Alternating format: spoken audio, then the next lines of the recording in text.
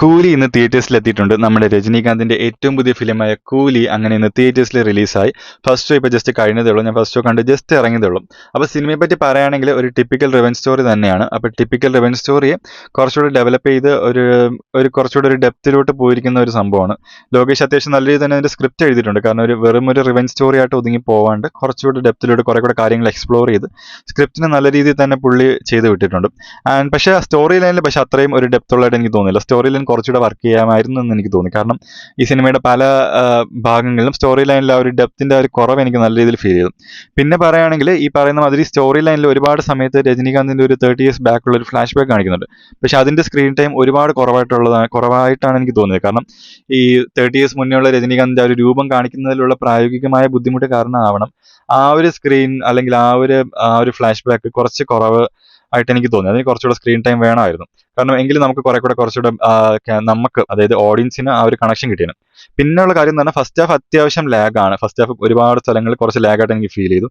But second half is better. Second half നല്ല engaging ആണ്. തിയേറ്റേഴ്സിലെ ഓഡിയൻസിനെ പിടിച്ചിരുത്താൻ തന്നെ പറ്റുന്ന രീതിയിലാണ് സെക്കൻഡ് ഹാഫ് ചെയ്തു വെച്ചേക്കുന്നത്.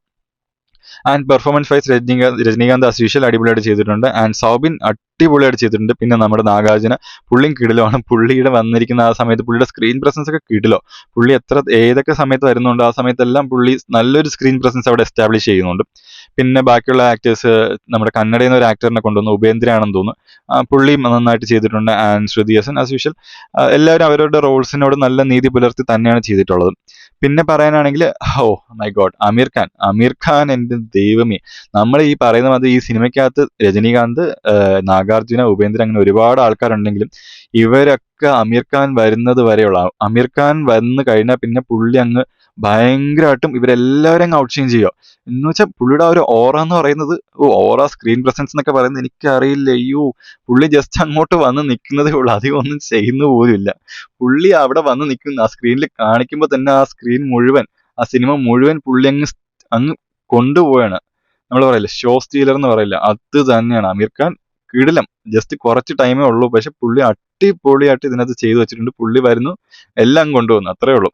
പിന്നെ സിനിമയെക്കുറിച്ച് ഞാൻ കൂടുതലൊന്നും പറയുന്നില്ല. നിങ്ങൾ ഈ പറഞ്ഞ മാതിരി ബാക്കി എലമെന്റ്സ് എല്ലാം എനിക്ക് വേറെ സിനിമാറ്റോഗ്രഫി ആണെങ്കിലും ബാക്കി കാര്യങ്ങളൊക്കെ ആണെങ്കിലും എല്ലാം നല്ല രീതിയിൽ തന്നെ ചെയ്തിട്ടുണ്ട്. പിന്നെ ലോകേഷിന്റെ ബാക്കിയുള്ള സിനിമകൾ വെച്ച് ഇത് കമ്പയർ ചെയ്യാൻ നിൽക്കരുത്. കാരണം ഈ പറഞ്ഞ മാതിരി എല്ലാ ഡയറക്ടേഴ്സും എത്ര കിട്ടുന്ന ഡയറക്ടേഴ്സ് ആണെങ്കിലും not every movie is going to be a masterpiece. അത്രേ ഉള്ളൂ. ലോകേഷിന്റെ ഒരു നല്ല സിനിമ, ലോകേഷിന്റെ ഒരു ഇൻഡിപെൻഡന്റ് ആയിട്ട് നിൽക്കുന്ന ഒരു നല്ല സിനിമ, ഒരു ആവറേജ് മൂവി നമുക്ക് തിയേറ്റേഴ്സിൽ പോയി തന്നെ കാണാൻ പറ്റുന്ന, അല്ലെങ്കിൽ വൺ ടൈം വാച്ചബിൾ എന്ന് ഞാൻ പറയില്ല, ഒരുപാട് ടൈം വാച്ച് ചെയ്യാം. കാരണം അത്യാവശ്യം നല്ല രീതിയിൽ തന്നെ നമുക്ക് എൻഗേജിംഗ് ആയിട്ട് നമുക്ക് കാണാൻ പറ്റുന്ന അല്ലെങ്കിൽ കാണാൻ ആഗ്രഹിക്കുന്ന ഒരുപാട് കാര്യങ്ങൾ ഈ സിനിമയ്ക്കകത്തുണ്ട്.